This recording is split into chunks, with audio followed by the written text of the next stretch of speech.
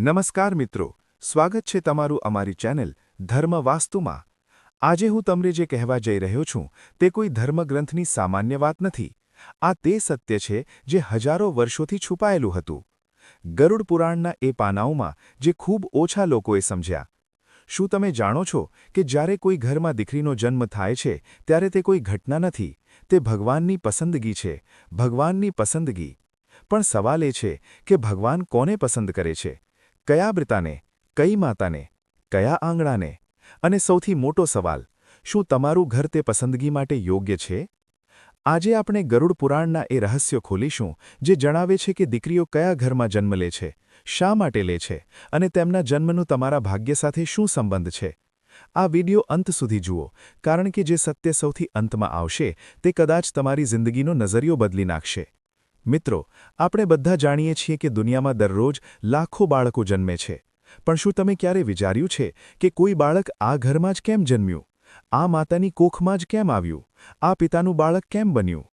આધુનિક વિજ્ઞાન કહે છે કે આ એક જૈવિક પ્રક્રિયા છે, પરંતુ ગરુડ પુરાણ કહે છે જન્મ ફક્ત શરીરનો નથી થતો, જન્મ આત્માનો થાય છે, અને આત્મા ત્યાં નથી જતી જ્યાં જગ્યા હોય, ત્યાં જાય છે જ્યાં તેનો હેતુ હોય, જ્યાં તેનો સંબંધ હોય। ગરુડ પુરાણમાં યમરાજ અને ગરુડ વચ્ચે એક સંવાદ છે। તેમાં જણાવવામાં આવ્યું છે કે મૃત્યુ પછી આત્માની યાત્રા કેવી રીતે થાય છે, તેના કર્મોનો હિસાબ થાય છે અને પછી નક્કી થાય છે કે આગલો જન્મ ક્યાં થશે। આ કોઈ લોટરી નથી, આ કર્મનું ગણિત છે। તો જ્યારે કોઈ ઘરમાં દીકરીનો જન્મ થાય છે, તે પણ આ ગણિતનું પરિણામ છે। તે આત્મા જે દીકરી બનીને આવી તેણે પોતે તે ઘર પસંદ કર્યું, અથવા એમ કહો કે તે ઘરના કર્મોએ તે આત્માને આકર્ષિત કરી। જેમ ચુંબક લોખંડને ખેંચે છે તેમ પવિત્ર ઘરની ઊર્જા પવિત્ર આત્માને ખેંચે છે। અને આ જ કારણ છે કે કેટલાક ઘરોમાં દીકરી આવતા જ માહોલ બદલાઈ જાય છે, અટકેલું ભાગ્ય ચાલવા લાગે છે, પિતાનું કઠોર હૃદય પીગળી જાય છે। આ સંયોગ નથી, આ ઊર્જાનું પરિવર્તન છે। આપણે સદીઓથી સાંભળતા આવ્યા છીએ દીકરી લક્ષ્મી હોય છે, પણ શું આપણે ક્યારે વિચાર્યું કે આ વાત ક્યાંથી આવી? ગરુડ પુરાણ અને દેવી ભાગવત બંનેમાં એક વાત સ્પષ્ટ છે। લક્ષ્મી ફક્ત ધનની દેવી નથી, લક્ષ્મી સંતુલનની દેવી છે, સમૃદ્ધિની દેવી છે, ચેતનાની દેવી છે। અને લક્ષ્મી ત્યાં આવે છે જ્યાં પહેલી વાત સન્માન હોય। લક્ષ્મી તે ઘરમાં નથી ટકતી જ્યાં અપમાન હોય, જ્યાં ક્રોધ હોય, જ્યાં સ્વાર્થ હોય। બીજી વાત શુદ્ધતા હોય, મનની, વિચારની, આચરણની। ત્રીજી વાત કૃતજ્ઞતા હોય, જે મળ્યું છે તેના માટે ધન્યવાદનો ભાવ। તો જ્યારે દીકરીને લક્ષ્મી કહેવાય છે ત્યારે તેનો અર્થ છે કે તે ઘરમાં આવે છે જ્યાં આ ત્રણેય ગુણોની સંભાવના હોય, અથવા જ્યાં આ ગુણોની સંભાવના હોય। અને આ જ એક મોટું સત્ય છુપાયેલું છે। દીકરી ફક્ત લક્ષ્મી નથી હોતી, તે લક્ષ્મીને લઈને પણ આવે છે। તેના આવવાથી ઘરમાં જે ઊર્જા આવે છે, જે હાસ્ય આવે છે, જે સ્નેહ આવે છે, તે બધું મળીને ઘરને સમૃદ્ધ બનાવે છે। પરંતુ જો તે લક્ષ્મીનું અપમાન થાય, જો તેને બોજ સમજવામાં આવે, તો લક્ષ્મી પાછી જતી રહે છે, અને તેની સાથે સમૃદ્ધિ પણ। આ શાસ્ત્રની ચેતવણી છે। હવે સૌથી મહત્વપૂર્ણ ભાગ, ગરુડ પુરાણના કર્મ સિદ્ધાંત અનુસાર ભગવાન તે ઘરને દીકરીના જન્મ માટે પસંદ કરે છે જેમાં આ 5 વિશેષ ગુણો હોય છે। ધ્યાનથી સાંભળો અને તમારી જાતને પૂછતા રહો, શું આ ગુણો મારા ઘરમાં છે? જે ઘરમાં માતાને ફક્ત જવાબદારી નહીં, આદર અપાય છે, જ્યાં બહેનની અવાજ દબાવવામાં નથી આવતો, જ્યાં પત્નીને સાથી સમજવામાં આવે છે, સેવિકા નહીં। આવા ઘરની ઊર્જા કોમળ અને સંતુલિત હોય છે, અને કોમળ આત્માઓ ત્યાં જ આકર્ષાય છે। ગરુડ પુરાણમાં એક વાત ખૂબ સ્પષ્ટ છે, જ્યાં નારીની પૂજા થાય છે ત્યાં દેવતાઓનો વાસ થાય છે। આ ફક્ત મનુસ્મૃતિની વાત નથી, આ ઊર્જાનો નિયમ છે। જ્યાં સ્ત્રીનું અપમાન થાય છે ત્યાં પુણ્ય ક્ષીણ થવા લાગે છે, અને જ્યાં સ્ત્રીનો આદર થાય છે ત્યાં દેવત્વનો વાસ થાય છે। તેથી દીકરીનું આગમન તે સન્માનની પુષ્ટિ પણ છે। તમે ક્યારેય કોઈ પરિવારને જોયો હશે જે બીજાઓની મદદ કરે છે, ભૂખ્યાને ભોજન આપે છે, પશુ પક્ષીઓ સુધીનું ધ્યાન રાખે છે। આવા ઘરોમાં ફક્ત માણસો નહીં, સંસ્કાર વસે છે। દીકરી સંવેદનશીલતાનું પ્રતીક માનવામાં આવે છે। તે આંગણામાં આવે છે જ્યાં સંવેદના પહેલેથી જ હાજર હોય, જેથી તે વધુ વધી શકે। વિચારો, કરુણાને કરુણા જ બોલાવે છે। જ્યાં પહેલેથી પ્રેમ હોય ત્યાં વધુ પ્રેમ આવે છે, અને દીકરી તો પ્રેમનો અવતાર જ છે। ગરુડ પુરાણમાં પિતૃઓનું વિશેષ મહત્વ જણાવવામાં આવ્યું છે। આ પુરાણ મુખ્યત્વે મૃત્યુ પછીની યાત્રા વિશે છે।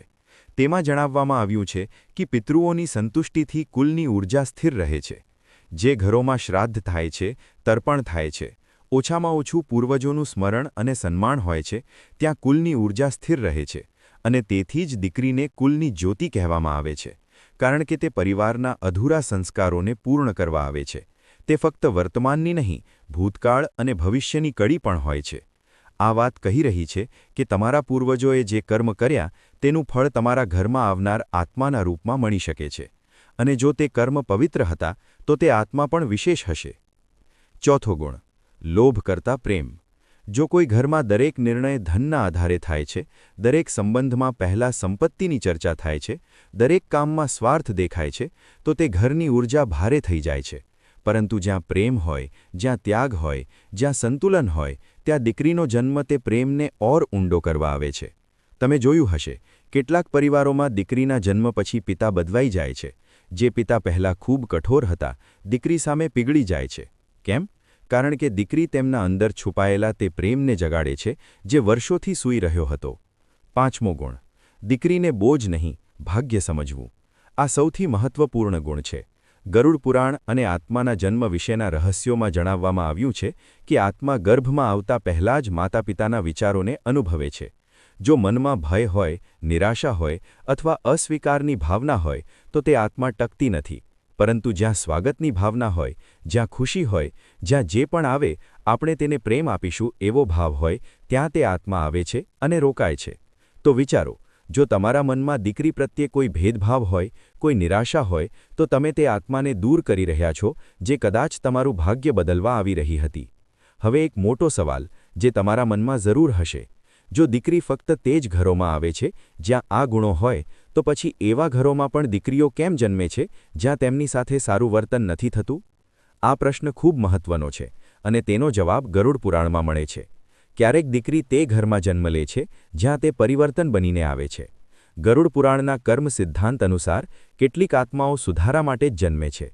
તે એટલા માટે નથી આવતી કે ઘર પહેલેથી સારું છે. તે એટલા માટે આવે છે કે ઘરને સારું બનાવ. આ જાણે એક દીવાકડાનું અંધારામાં જવું. દીવો એટલા માટે નથી આવતો કે ત્યાં પહેલાથી પ્રકાશ છે. તે એટલા માટે આવે છે જેથી પ્રકાશ થઈ શકે. અને તેથી જ કેટલીક દીકરીઓ એવા પરિવારોમાં જન્મે છે જે ખૂબ કઠોર છે, ખૂબ જૂની વિચારસરણીવાળા છે, ખૂબ રૂઢિચુસ્ત છે. અને તે દીકરીઓ પોતાના વ્યવહારથી, પોતાના પ્રેમથી, પોતાની જિદ્દથી તે ઘરની વિચારસરણી બદલી નાખે છે. પિતાનું હૃદય પીગળે છે, દાદા-દાદીનો દૃષ્ટિકોણ બદલાય છે, અને ધીરે ધીરે આખા ઘરની ઊર્જા રૂપાંતરિત થઈ જાય છે. તો શું એમ કહેવું યોગ્ય થશે કે આવી દીકરીઓ નબળી પરિસ્થિતિઓમાં આવી હતી? નહીં, તે સૌથી શક્તિશાળી આત્માઓ હોય છે, કારણ કે તેમણે સૌથી મુશ્કેલ કામ પસંદ કર્યું, બદલવા તેમને જે બદલાવા નથી ઈચ્છતા હતા. હવે તે રહસ્ય જેની રાહ તમે શરૂઆતથી કરી રહ્યા હતા. શું ખરેખર દીકરી માતાપિતાનું ભાગ્ય બદલી શકે છે? ગરુડ પુરાણના કર્મ સિદ્ધાંત અનુસાર કોઈ પણ આત્મા કારણ વગર કોઈ પરિવારમાં જન્મ નથી લેતી. દરેક જન્મ એક ઋણ છે, એક સંબંધ છે, એક અધૂરી યાત્રાનું પરિણામ છે. દીકરીનો જન્મ ઘણીવાર તે ઋણને ચૂકવવાનું માધ્યમ બને છે, જેને આપણે સમજી પણ નથી શકતા. ક્યારેક તે પિતાના કોઈ અધૂરા પુણ્યનું ફળ હોય છે.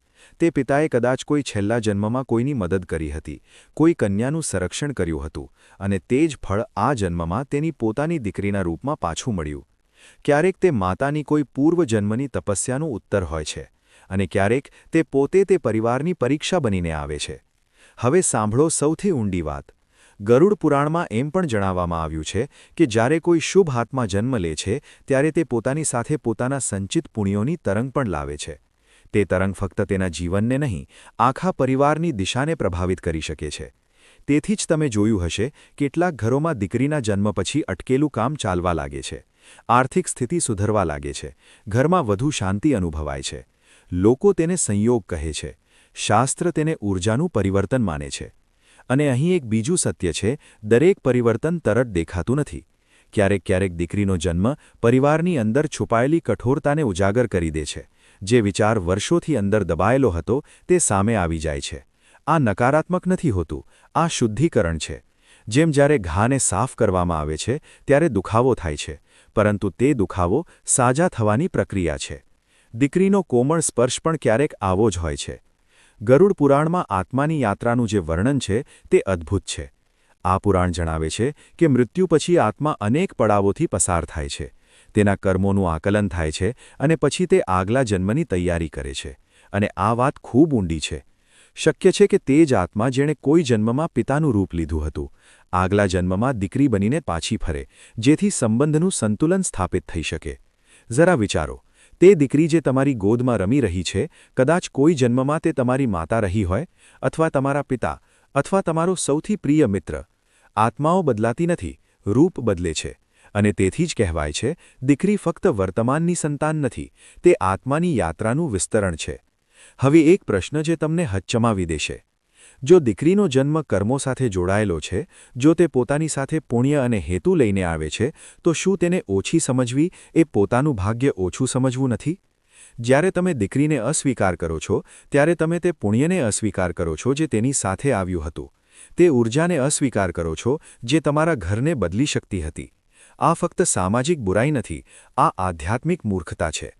હવે તે રહસ્ય જે ખૂબ ઓછા લોકો જાણે છે. ગરુડ પુરાણના કર્મ સિદ્ધાંત અનુસાર દરેક આત્મા પોતાની સાથે 3 વસ્તુઓ લઈને આવે છે. પહેલું પૂર્વજન્મના સંસ્કાર, બીજું અધૂરા કર્મ, ત્રીજું એક હેતુ. અને આ ત્રણેય વસ્તુઓ તે બાળકના સ્વભાવ, રુચિ અને સંઘર્ષમાં દેખાય છે. તે દીકરી જે બાળપણથી જ બધાની મદદ કરે છે, કદાચ તે કરુણાનો સંદેશ લઈને આવી છે. તે દીકરી જે દરેક મુશ્કેલીમાં ટકી રહે છે, કદાચ તે પરિવારને સાહસ શીખવવા આવી છે. તે દીકરી જે સવાલો પૂછતી રહે છે, જૂની વાતોને પડકારે છે, કદાચ તે પરિવર્તનની દૂત બનીને આવી છે. અને ક્યારેક તે દીકરી જે ખૂબ નાની ઉંમરમાં ચાલ્યા જાય છે, તે પણ એક સંદેશ આપી જાય છે. તે સંદેશ જે કદાચ શબ્દોમાં કહી શકાતો નથી, પરંતુ જે પરિવારની આત્મામાં હંમેશા માટે અંકિત થઈ જાય છે. હું જાણું છું, આ સાંભળવું કઠિન છે, પરંતુ ગરુડ પુરાણનું આ જ સત્ય છે. દરેક જન્મ હેતુપૂર્ણ છે, દરેક આત્મા મહત્વપૂર્ણ છે. હવે આપણે તે અંતિમ અને સૌથી ઊંડા પ્રશ્ન પર આવીએ છીએ. શું દીકરીનો જન્મ ફક્ત કૃપા છે કે તે એક આધ્યાત્મિક જવાબદારી પણ છે?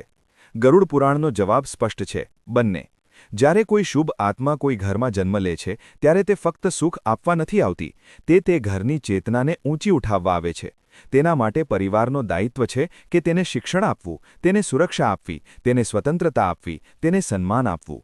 જો કોઈ ઘરમાં દીકરીનું સ્વાગત તો થાય, પરંતુ તેને સમાન અવસર ન મળે, જો તેના સપનાને નાના કરી દેવામાં આવે, જો તેના અવાજને અણસુનો કરવામાં આવે, તો તે ઘર તે આધ્યાત્મિક અવસરને ગુમાવી દે છે જે તેને મળ્યો હતો. ગરુડ પુરાણ શીખવે છે કે જન્મ લેનારી આત્મા અને પરિવાર વચ્ચે એક સૂક્ષ્મ કરાર હોય છે. આત્મા પોતાના સંસ્કાર લઈને આવે છે અને પરિવાર તેના સંરક્ષણનો દાયિત્વ લે છે. આ સંબંધ ફક્ત પાલનપોષણનો નથી, આ આત્માના વિકાસનો પણ છે. અને જ્યારે આ દાયિત્વ પૂરું થાય છે, ત્યારે ફક્ત એક દીકરી નથી વધતી, આખા પરિવારની ચેતના વધે છે. મિત્રો, આજે આપણે એક લાંબી યાત્રા કરી. આપણે જાણ્યો કે દીકરીનો જન્મ ફક્ત એક પારિવારિક ઘટના નથી, તે આત્માની યાત્રાનો એક અધ્યાય છે. આપણે જાણ્યું કે તે ફક્ત સંતાન નથી, તે સંસ્કાર છે. તે ફક્ત સંબંધ નથી, તે ઊર્જા છે. ગરુડ પુરાણના કર્મ સિદ્ધાંત આપણને આ જ સમજાવે છે. કોઈ પણ જન્મ સંયોગ નથી હોતો. દરેક આત્મા પોતાના પૂર્વ કર્મો અને હેતુ અનુસાર ઘર પસંદ કરે છે. અને જ્યારે દીકરી જન્મ લે છે, ત્યારે તે પોતાની સાથે એક અવસર લઈને આવે છે. પ્રેમ વધારવાનો, વિચાર બદલવાનો અને પરિવારને અંદરથી મજબૂત કરવાનો.